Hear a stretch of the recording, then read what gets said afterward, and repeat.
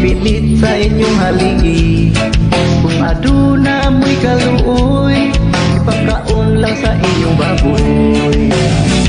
Kung wa'nay baboy sa inyong silo, wa'nay mukit-kit sa igit nga nipilit sa inyong haligi.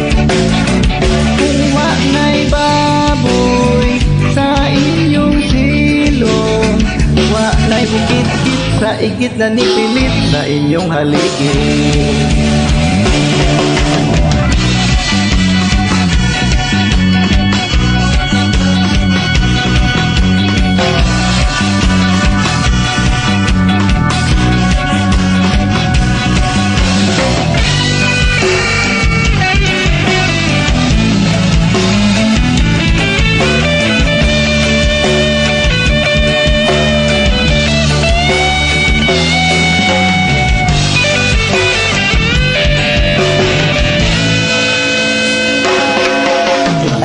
To be a piggy, you tie me under the backyard.